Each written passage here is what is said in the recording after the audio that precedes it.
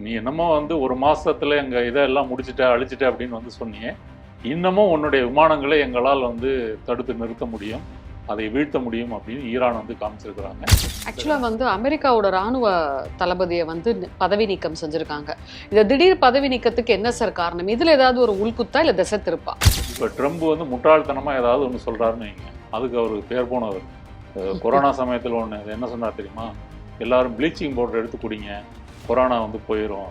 இருந்தாலும் அமெரிக்காவை தாக்குவதாக ஈரான் வந்து இல்லை. அப்படி இருக்கும்போது ட்ரம்ப் இந்த போரில் வந்து குதித்ததுக்கு காரணம் என்ன? அப்போ இஸ்ரேலினுடைய ஒரு வார் பிளான், கேம் பிளானில் வந்து அவர் விழுந்திருக்கிறாரு. அப்போ வந்து ட்ரம்ப் என்ன சொல்கிறாருன்னா, அவருடைய நாட்டு மக்களுக்காக பேசும்போது ஒன்று என்ன சொன்னாருன்னா, ஈரானை வந்து நான் வந்து ஸ்டோன் ஏஜுக்கு திரும்ப அனுப்ப போகிறேன் அப்படின்னு சொல்கிறாரு. அப்போ எவ்வளோ திமிரு இருக்கணும். அமெரிக்காவை பொறுத்த வரைக்கும் நீங்கள் 2ஆம் உலகப் போர் முடிஞ்ச பிறகு வந்த எல்லா பிரசிடென்ட்ஸுமே ஏதோ ஒரு வகையில் வார் கிரைம் வந்து பண்ணவங்க தான். ஆனால் அவங்களெல்லாம் வந்து தண்டிக்க முடியலை. இந்த உலகம் வந்து ஒரு அநீதியான உலகம் அப்படின்றதுக்கு இந்த போர் வந்து ஒரு காரணம். ஆக்சுவலாக இது அமெரிக்கா இஸ்ரேலினுடைய ஒரு பயங்கரவாத போர் அப்படின்னே சொல்லலாம். இதெல்லாம் சேர்த்து பார்க்கும்போது ஈரான் வந்து பலம் குறைந்திருந்தாலும் பலம் மிகுந்த அமெரிக்காவை கண்ணில் விரல விட்டு ஆட்டுதுன்னு சொல்லலாம்.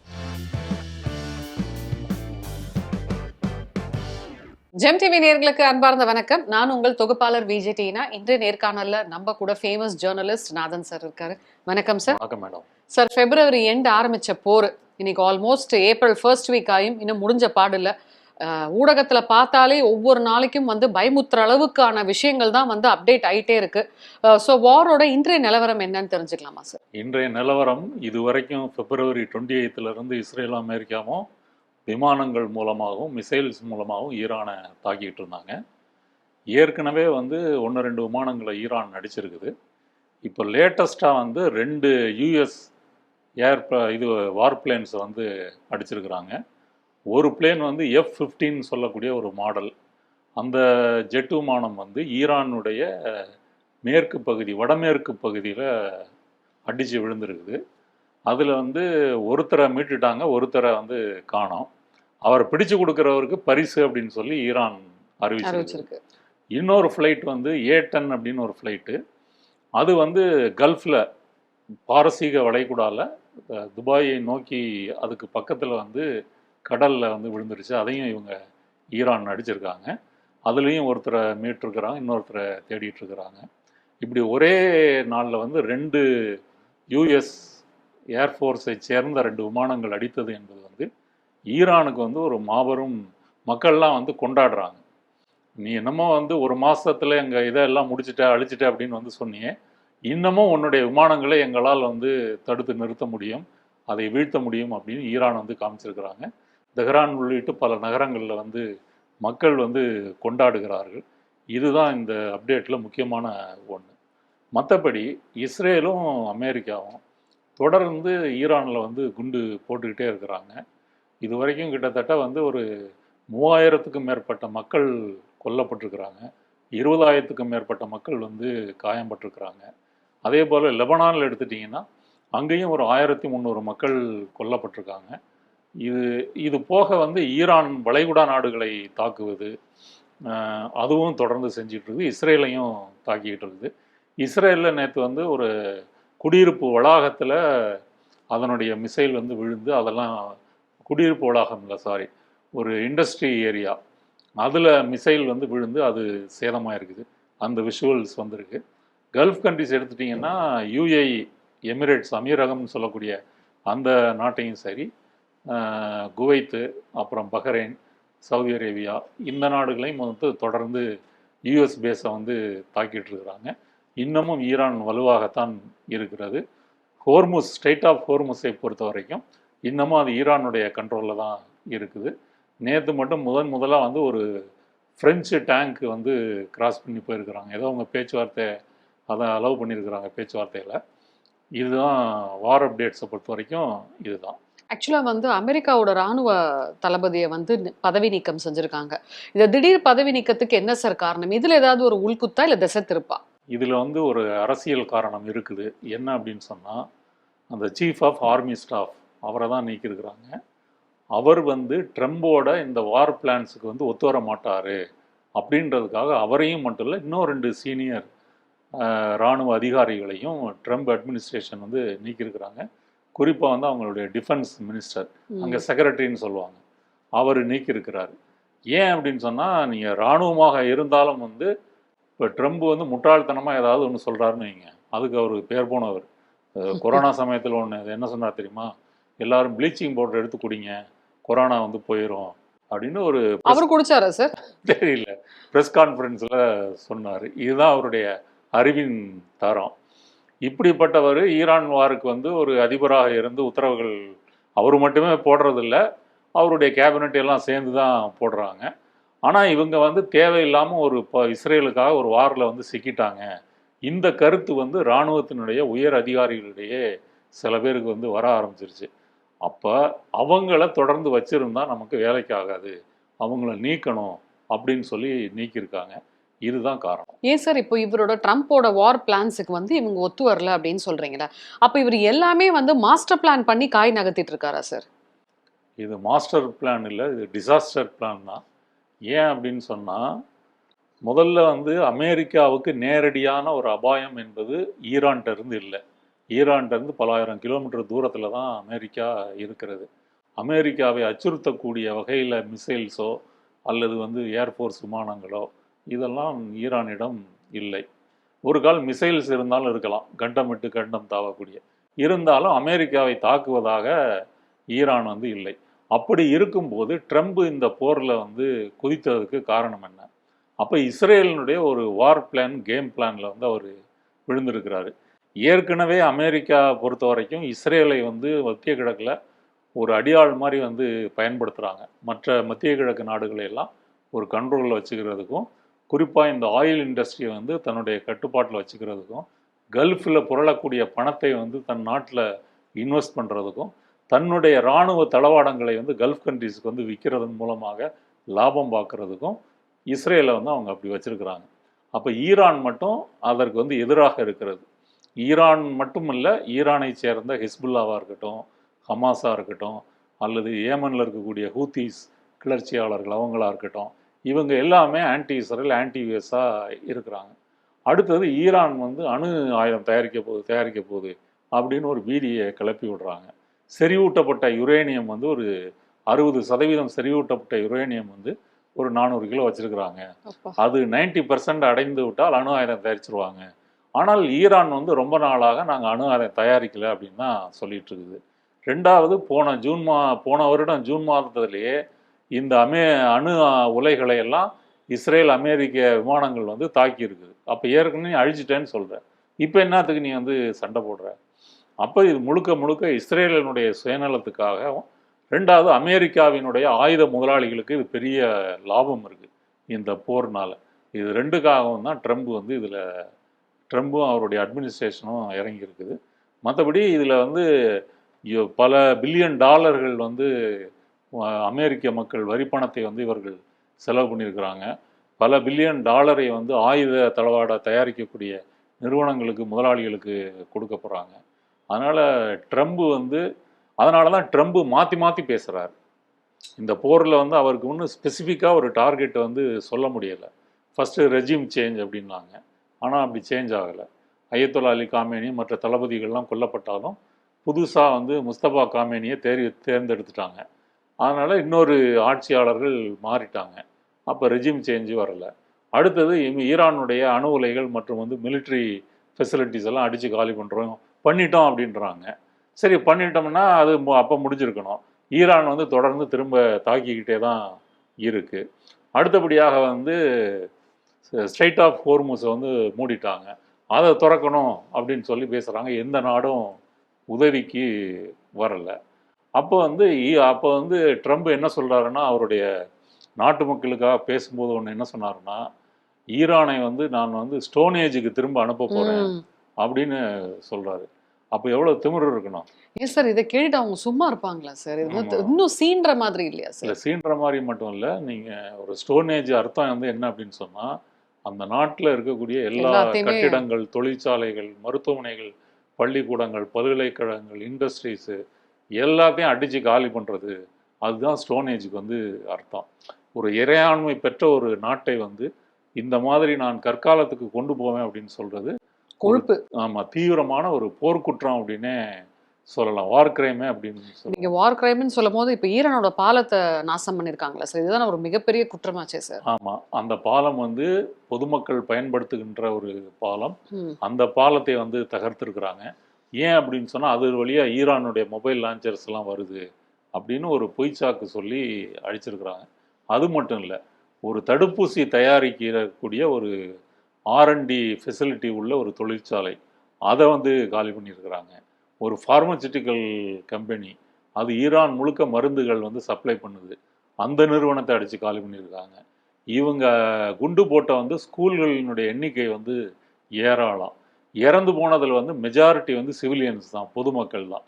அப்போ இது எல்லாம் நீங்கள் கூட்டி பார்த்தீங்க அப்படின்னா யூஎன் சார்ட்டர் படியும் ஜெனீவா கன்வென்ஷன் படியுமே இது எல்லாமே வார் கிரைம் தான். ஆனால் வந்து இந்த போர் குற்றவாளிகளை நெதன்யாகுவையோ ட்ரம்பையோ இஸ்ரேல் அமெரிக்காவையோ அந்த அரசாங்கங்களையோ ஐநா மூலமோ அல்லது சர்வதேச நீதிமன்றத்தின் மூலமோ தண்டிக்கக்கூடிய ஒரு நியாயமான நீதியான ஒரு அமைப்பு வந்து இங்கே இல்லை. இருக்குது, நீதிமன்றம் எல்லாம் இருக்குது, வார் கிரைம்லாம் நீங்கள் போடலாம்.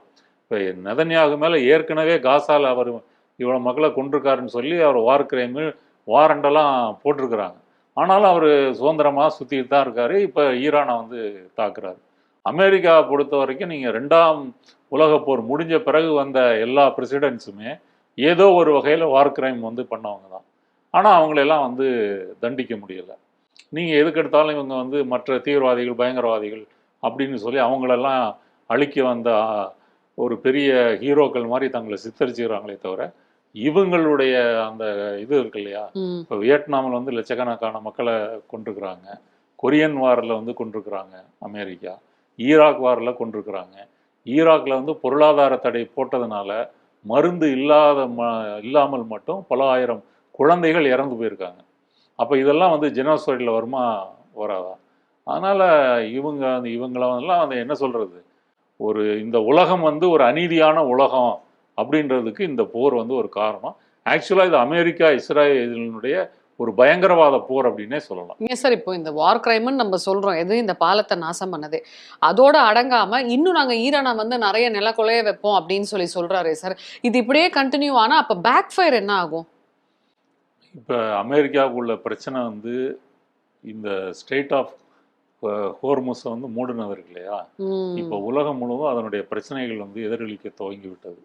கிட்டத்தட்ட வந்து ஒரு 1/5 ஆயிலும் நேச்சுரல் கேஸும் அது வழியாக தான் உலக நாடுகளுக்கு போகுது. ஐரோப்பிய நாடுகள், ஆப்பிரிக்க நாடுகள், அப்புறம் ஆசிய நாடுகள். நீங்கள் ஜப்பானில் ஆரம்பித்து இந்த கொரியா, சைனா, இந்தியா, அப்புறம் சின்ன சின்ன நாடுகள் எல்லாமே கல்ஃபில் இருக்கக்கூடிய ஃபியூலை நம்பி தான் இருக்கிறாங்க. இப்போ அவங்களுக்கெல்லாம் போகலை.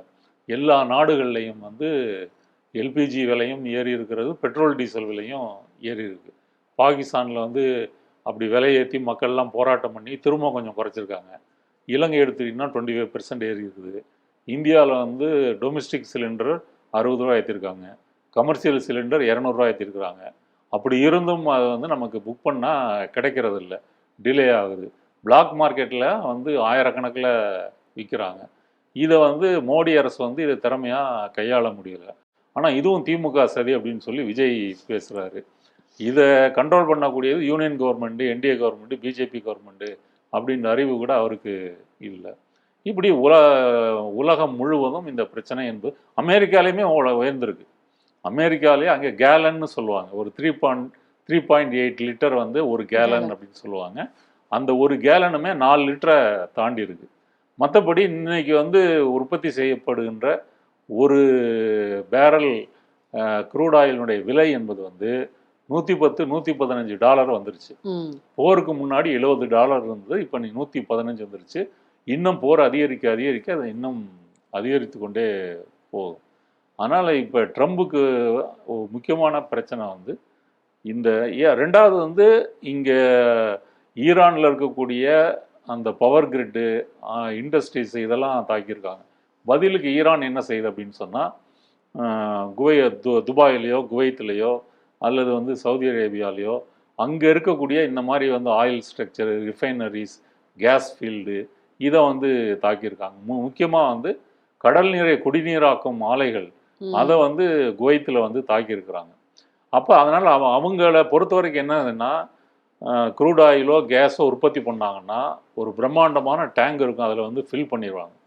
அந்த டேங்க்லேருந்து ஷிப்பில் நீங்கள் வந்து ஏற்றி அது வெளியே போனால் மட்டும்தான் அந்த டேங்க் ஃப்ரீயாக இருக்கும், நீங்கள் ப்ரொடக்ஷன் பண்ண முடியும். இப்போ டேங்க் வந்து ஃபுல்லாக இருக்குது, மேற்கொண்டு உற்பத்தி பண்ண முடியல. டேங்கில் இருக்கிறத எடுத்துகிட்டு போய் வர்றதுக்கு கப்பல்கள் எல்லாம் மாட்டிக்கிச்சு, கப்பல்கள் வந்து போக முடியலை. ஈரான்கிட்ட பெர்மிஷன் வாங்கிட்டு தான் போகிறாங்க. இதுக்கு வந்து ட்ரம்ப்கிட்ட வந்து ஒரு பதில் இல்லை. அவர் மாற்றி மாற்றி பேசுகிறது குழப்பமடைவதற்கும் காரணம் வந்து இதுதான். அடுத்தது வந்து நேட்டோ நாடுகள் இருக்கு இல்லையா, நேட்டோ நாடுகளை ட்ரம்ப் உதவிக்கு கூப்பிட்டாரு. உங்கள் நேவியெல்லாம் அனுப்புங்க, நேவி ஷிப்ஸ் எல்லாம் அனுப்புங்க, நம்ம வந்து இந்த கடலில் வந்து அதை திறப்பதற்கு வந்து பாதையை திறக்கிறதுக்கு முயற்சி பண்ணுவோம் அப்படின்னு. ஆனால் ஒரு நேட்டோ நாடு கூட கப்பலை வந்து அனுப்புவதற்கு தயாராக இல்லை. இந்த போரில் நாங்கள் மாட்டிக்கொள்ள விரும்பவில்லை அப்படின்றதான் யூரோப்பியன் கண்ட்ரிஸோட ஒட்டுமொத்தமான ஸ்டாண்டு. அதில் ஸ்பெயின் துருக்கிலாம் வந்து அமெரிக்க இஸ்ரேலினுடைய தாக்குதலையே கண்டிச்சிருக்காங்க. அவங்க 2 பேருமே நேட்டோ மெம்பர்ஸ் தான். இது வந்து ட்ரம்புக்கு வந்து கோபம், நீங்கள் நாசமாக போங்க, இனிமேல் ஆயில் ஏதோ வேணும் பிரச்சனைனா நீங்கள் பார்த்துங்க, நாங்களாம் உதவி பண்ண மாட்டோம், இனிமேல் நேட்டோவே இருக்குமா என்னன்னு தெரியல அப்படின்னு, நீங்களாம் கோழைகள் இப்படின்னு அவர் வந்து பேசுகிறாரு. அப்போ வந்து ட்ரம்ப் இதில் வந்து தனிமைப்படுத்தப்பட்டார். ஈரான் வந்து உலக அளவில் ஒரு நெருக்கடி வந்து எங்கள் நாட்டை தாக்குனேன்னா எங்களால் வந்து உலக அளவில் நெருக்கடி ஏற்படுத்த முடியும். அப்போ அமெரிக்கா தான் உலகத்திலேயே வந்து ஒரு மாடர்னான ஒரு நேவி வச்சுருக்குறாங்க. அது விமானம் தாங்கி கப்பலாக இருக்கட்டும், மற்ற போர்க்கப்பல்களாக இருக்கட்டும், இதெல்லாம் பிரம்மாண்டமாக வச்சுருக்காங்க. அப்படிப்பட்ட அமெரிக்காவாலேயே ஈரான் மூடிய அந்த ஸ்ட்ரெயிட் ஆஃப் ஹோர்முஸை வந்து திறக்க முடியலைன்னா அப்புறம் என்ன செய்ய முடியும்? இது முக்கியமான பிரச்சனை. ஏன் சார் இப்போ இவ்வளோ விஷயங்கள் நீங்கள் சொன்னீங்கல்ல, இப்போ ஈரானோட ரிவெஞ்ச் பிளான் வந்துட்டு இன்னும் வேற எப்படி எக்ஸ்ட்ரீமில் இருக்கும் சார்? ஏன்னா அவங்க ஸ்டார்ட் பண்ணிட்டாங்கன்னு நீங்கள் சொன்னீங்க, இன்னும் என்ன எக்ஸ்ட்ரீமில் போய் முடியும்? ஈரானை பொறுத்த வரைக்கும் என்ன செய்கிறாங்க அப்படின்னு சொன்னால், ட்ரோன்ஸ் இருக்கு இல்லையா, அந்த ட்ரோன்ஸை வந்து வளைகுடா நாடுகள் இஸ்ரேல் மேலே வந்து 100 கணக்கில் ஏவுறது. 100 கணக்கான ட்ரோன்ஸ் வந்து ஒரு 200 கிலோமீட்டர் ஸ்பீடில் போகும். அதனுடைய உயரம் வந்து குறைவான உயரத்தில் தான் பறக்கும். அதனால் ரேடார் சிஸ்டத்தை வந்து அது ஏமாற்றும். அடுத்தது இது அந்த நாடுகளின் எல்லைக்குள்ளே நுழைந்த பிறகு அங்கே இருக்கக்கூடிய ஏர் டிஃபென்ஸ் சிஸ்டம் வந்து இதை ஐடென்டிஃபை பண்ணி வந்து சில ட்ரோனை வந்து தாக்கும், சில ட்ரோன் போய் வந்து அட்டாக் பண்ணும். இதில் வந்து அவங்க ஏர் டிஃபென்ஸ் சிஸ்டம் என்கேஜ் ஆகிருக்கும்போது மிசைல்ஸ் அனுப்புறது. மிசைலில் வந்து கிட்டத்தட்ட வந்து 1000 கிலோ 2000 கிலோ இந்த வெடிமருந்துகளை வந்து அனுப்பி நீங்கள் வந்து தாக்க முடியும். அப்போ ஏர் டிஃபென்ஸ் சிஸ்டத்தை வந்து டைவர்ட் பண்ணி மிசைல்ஸை வந்து ஏவுறாங்க. இந்த டெக்னிக் வந்து ஈரானுக்கு வந்து நல்லாவே உதவி செய்யுது. அப்போ என்னன்னா, ஒரு குறைவான பலத்தை வைத்துக்கொண்டு பலம் மிகுந்த ஒரு எதிரியை வந்து எப்படி போரிட முடியும் அப்படின்றத ஈரான் வந்து தொடர்ந்து செய்யுது. அடுத்து மக்களுக்கு நம்பிக்கை ஊட்டுறதுக்காக ஈரானுடைய அதிபர் பிரதமர் பெசஸ்கியானாக இருக்கட்டும், அதிபர் பெசஸ்கியான், அப்புறம் வந்து ஃபாரின் மினிஸ்டர், இவங்க எல்லாருமே மக்கள் வந்து அமெரிக்காவை எதிர்த்து போராடும் போது பொது இடங்களில் வந்து கைகுலுக்கி மக்களோட பேசுகிறாங்க. அப்போ அது ஒரு தைரியமான நடவடிக்கையாக பார்க்கப்படுது. ஏன் அப்படின்னு சொன்னால், தலைவர்கள் எங்கே ஒளிஞ்சிருக்காங்க அப்படின்றத தேடி உளவு தகவலை வைத்து கொண்டு தான் இஸ்ரேலும் அமெரிக்காவும் அவங்கள கொள்கிறாங்க. அப்படி இருக்கும்போது பகிரங்கமாக நாட்டு மக்கள் முன்னாடி காட்சி தந்து மக்களோட பேசுறது இருக்கு இல்லையா, அப்போ மாறலாம் வந்து ஈரானுடைய மக்களுடைய எதிர்ப்புணர்வாக இருக்கட்டும், ஆட்சியாளர்களுக்கும் அவங்களுக்குள்ள உறவாக இருக்கட்டும், அதெல்லாம் வந்து ஒரு உற்சாகமூட்டக்கூடிய நிலைமையில் இருக்குது. இதெல்லாம் சேர்த்து பார்க்கும்போது ஈரான் வந்து பலம் குறைந்திருந்தாலும் பலம் மிகுந்த அமெரிக்காவை கண்ணில் விரல விட்டு ஆட்டுதுன்னு சொல்லலாம். ஏன் சார் இப்போ உடன்படிக்கைக்கு ஈரான் வரணும், இல்லைன்னா இன்னும் நிறைய நாசங்கள் வரும்ன்றாரு, இவர் அடங்கவே மாட்டாரா சார்? ஈரான் வந்து ஒரு 2-3 வாரத்துக்குள்ள நாங்கள் முடிச்சிட போகிறோம் அப்படின்னு சொல்கிறாரு. அப்புறம் ஈரானை வந்து ஸ்டோன் ஏஜுக்கு அனுப்புவேன் அப்படின்னு வந்து சொல்கிறாரு. உடன்படிக்கைக்கும் வரணுன்றாரு. இப்படி வரணும். பேச்சுவார்த்தை வந்து பாகிஸ்தான் வந்து பண்ணிட்டு இருக்கிறாங்க. பாகிஸ்தான், துருக்கி, எகிப்து இவங்க எல்லாருமே ஒரு மத்தியஸ்தராக இருந்து பேசிகிட்டு இருக்கிறாங்க. அதில் ஈரான் ஏற்க முடியாத டிமாண்ட்ஸ் வந்து அமெரிக்கா முன்வைக்குது. அதெல்லாம் ஏற்க முடியாதுன்னு அவங்க ஓப்பனாக சொல்லிட்டாங்க. நேரடியாக பேச்சுவார்த்தை நடக்கலைன்றதையும் சொல்லிட்டாங்க. அவங்க தரப்பில் கோர்றது வந்து எங்கள் நாட்டை வந்து தாக்கி இவ்வளோ அழிச்சிருக்கிற, அதற்கு நீ நட்டையீடு தரணும், நிவாரணம் தரணும், எதிர்காலத்தில் நீ தாக்கக்கூடாதுன்னு சொல்லி உலக நாடுகள் வந்து ஒரு உத்தரவாதம் கொடுக்கணும். அடுத்தது எங்கள் மேலுள்ள பொருளாதார தடையை வந்து நீக்கலை அப்படின்னு சொன்னால் இந்த ஹோர்முஸ் நீரிணை கடல் வழியை நாங்கள் நிரந்தரமாக மூடுவோம். அதற்கு ஓமன் நாட்டுக்கும் ஈரான் நாட்டுக்கும் நடுவில் தான் அந்த கடல் இருக்குது, 33 கிலோமீட்டர் நீளம். ஓமன் நாடும் ஈரான் தான் அதை முடிவு பண்ண முடியும். ஓமனை பொறுத்த வரைக்கும் கல்ஃப் கண்ட்ரீஸில் ஓரளவு ஈரானுக்கு சப்போர்ட் பண்ணக்கூடிய நாடாக ஓமன் இருக்குது. இந்த போருக்கு முன்னாடி ஜெனீவாவில் வந்து அணு ஆயுத ஒப்பந்தத்தில் அந்த பிரச்சனையை பற்றி பேசுவதற்காக ஓமன் தான் ஏற்பாடு செய்து அதில் ஈரான் பேசிகிட்டு இருக்குது. அந்த பேச்சுவார்த்தை நல்லபடியாக போயிட்டு இருக்கும்போது தான் நெதன்யாகவும் ட்ரம்ப்பும் போருன்னு சொல்லி முடிவு பண்ணி தாக்குறாங்க. அதனால் ட்ரம்பை பொறுத்த வரைக்கும் இப்போ போரில் காலை விட்டாச்சு. இப்போ எப்படி வெளியே கால் எடுக்கணும்னு நினைக்கிறாரு. ஆமாம், எப்படி வெளியே வர்றது, எக்ஸிட் பாயிண்ட் வந்து அவருக்கு தெரியல. எப்படி வர முடியும், சில பசில் இருக்குல்ல, உள்ள நுழைஞ்சிருவோம் வெளியே வர்றது எப்படின்னு தெரியாது. அது மாதிரி ஆகி போச்சு. இப்போ அமெரிக்காவினுடைய ஒரு 50,000 மரைன்ஸ் வீரர்களை வந்து கல்ஃபில் வந்து கொண்டு வந்து இறக்குறாங்க.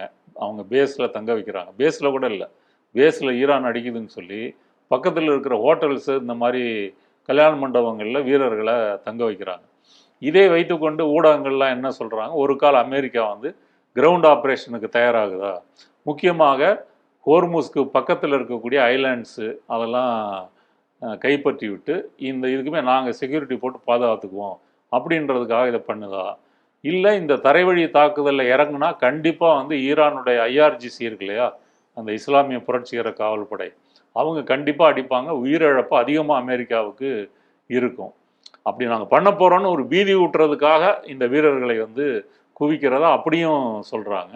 என்னுடைய கருத்தும் அதுதான். நேரடியாக கிரவுண்ட் ஆப்ரேஷனுக்கு போக முடியாது, ஆனால் வீரர்கள்லாம் இறக்கி பாரு, நான் நினச்சா வந்து தரைவழி தாக்குதல் ஆரம்பிப்பேன் அப்படின்ற முறையில் பேசுகிறாங்க. அதனால் ஒரு கையேறு நிலையில் இருக்குது. உள்நாட்டை பொறுத்த வரைக்கும் அமெரிக்காவில் ட்ரம்புக்கு எதிரான ஒரு போராட்டங்களும் சரி, அவருடைய இமேஜ் வந்து சரிவாகிட்டு இருக்கிறதும் அதிகமாயிட்டே இருக்குது. இப்போ கிட்டத்தட்ட 50 மாநிலங்களில் வந்து ட்ரம்ப் போரை எதிர்த்து மக்கள் போராட்டம் பண்ணுறாங்க. இப்போ நியூயார்க்கினுடைய மேயர் மம்தானி அவரெல்லாம் வெளிப்படையாக இதை கண்டிச்சிருக்கிறாரு. இதெல்லாம் சேர்ந்து வந்து ட்ரம்புக்கு வந்து ஒரு நெருக்கடி இருக்குது. நேட்டோ நாடுகள் சப்போர்ட் இல்லை, அடுத்தது வந்து உலக நாடுகளும் வந்து இந்த போர்னால் வந்து அந்த போரின் சுமையை சுமக்க முடியாமல் தவிச்சிக்கிட்டு இருக்கிறாங்க. எல்லா இடத்துலையும் அமெரிக்காவுக்கு எதிரான அந்த சென்டிமெண்ட் என்பது உருவாகிட்டு இருக்கு. இப்போ போர்லேருந்து எப்படியாவது வெளியே வரணும் அப்படின்றதான் ட்ரம்போட விருப்பம். ஆனால் ஒரு கௌரவமாக எப்படி வெளியே வர்றது அப்படின்றத யோசிச்சுட்டு இருக்கேன். ஏன் சார் இந்த பொருளாதாரம் அப்படின்னு சொல்றீங்கல்ல, அதுக்கான சிச்சுவேஷன் இப்போ எப்படி போய் முடியும்னு நினைக்கிறீங்க சார்? ஒட்டுமொத்த வேர்ல்டு வைடு நான் கேட்குறேன். வேர்ல்டு வைடு வந்து பெட்ரோல் டீசல் விலை உயரும், கண்டிப்பாக உயரும், ஒரு 50% வரைக்கும் உயரும். அடுத்த ரேட்டை விடுவோம் சார். இப்போ இருக்கிற ரேட்டில்.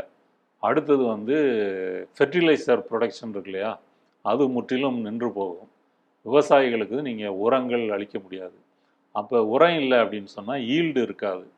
அதனால் வந்து உணவுப் பொருளுடைய விலை அதிகரிக்கும். இதுதான் வந்து மேஜராக பாதிக்கப்படக்கூடியது.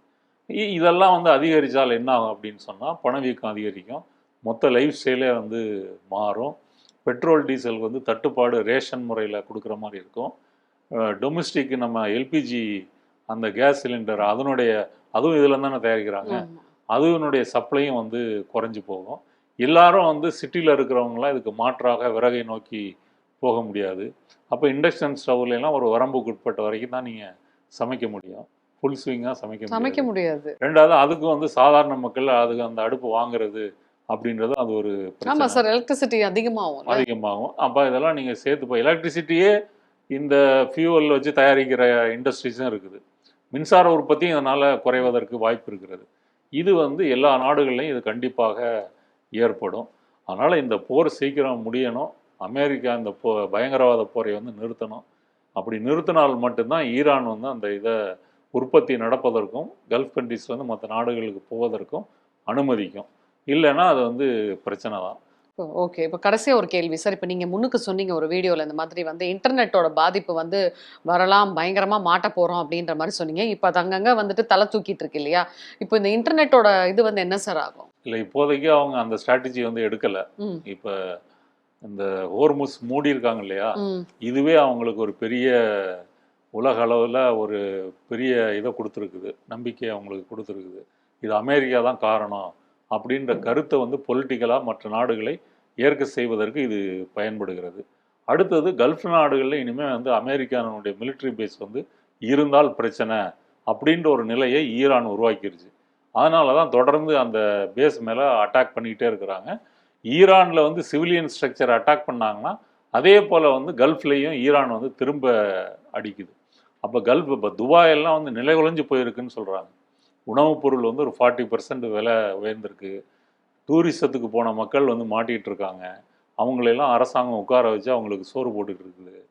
அடுத்தது ஃபினான்ஷியல் நடவடிக்கைகள், பேங்க்கு, இது எல்லாமே வந்து ஸ்டாப் ஆகிருக்குது. அப்போ துபாயினாலே ஒரு கவர்ச்சி இருக்கும்ல, பளபளப்பு இருக்கும்ல, அது இன்னைக்கு வந்து இல்லை. ஒரு போர் மேகங்களால் சூழப்பட்ட ஒரு நாடாக அப்படி மாறிடுச்சு. அதனால வந்து கண்டிப்பாக இதெல்லாம் ஒரு கண்டிப்பா சீக்கிரம் எண்டுக்கு வருமா சார்? இல்லை வந்து ஆகணும்ல. அது தோராயமா எவ்வளவு நாள் சார் ஆகும்? இல்லை, இப்போ ட்ரம்ப் சொல்லியிருக்கிறது 2-3 வாரம் அப்படின்னு சொல்கிறாரு. இன்னுமா சார்? ஆமாம், நீங்கள் 2-3 வாரம் வந்து ஈரானை வந்து இன்னும் குண்டு போட்டு பயங்கரமாக எல்லாத்தையும் தகர்த்து அப்படி இதாக்கிட்டு அதுக்கு பிறகு இப்போ லெபனான்லேயே இஸ்ரேல் வந்து குண்டு போடுது. லெபனானில் மட்டும் ஒரு 10 லட்சம் மக்கள் இடம்பெயர்ந்திருக்காங்க. ஈரானில் 30 லட்சம் மக்கள் இடம்பெயர்ந்திருக்கிறாங்க. காசாவில் கிட்டத்தட்ட 20 லட்சம் மக்கள் உள்ளுக்குள்ளேயே காசாவுக்குள்ளே இடம்பெயர்ந்திருக்கிறாங்க. இந்த சோகங்களை எல்லாம், இந்த வலிகளை எல்லாம் தாங்கி கொண்டு தான் ஈரான் வந்து போராடுது. சரி, ஈரானை இவங்களால வந்து அடிபணி வைக்க முடியலை அப்படின்றது தெரிஞ்சாச்சு. வேற வழி இல்லாமல் இனி அமெரிக்காவும் இஸ்ரேலும் இந்த போரை நிறுத்தி தான் வந்து ஆகணும். நிறுத்தலை அப்படின்னு சொன்னால் இதனுடைய விளைவுகள் ரொம்ப பயங்கரமாக இருக்கும். ஸோ ட்ரம்ப்போட அந்த ஈவில் பிளான்னால எல்லாருமே சிக்கி தவிச்சிட்டு இருக்காங்க. சீக்கிரம் இந்த போர் வந்து நிறைவுக்கு வரணும்னு சொல்லி நம்ம எல்லாருமே விஷ் பண்ணிட்டு இருக்கோம் சார். சூப்பரான வார் அப்டேட் வந்து ரொம்ப அருமையாக சொன்னீங்க. ஜெம் டிவி நேயர்களுக்காக மிக்க மகிழ்ச்சி. நன்றி. நன்றி.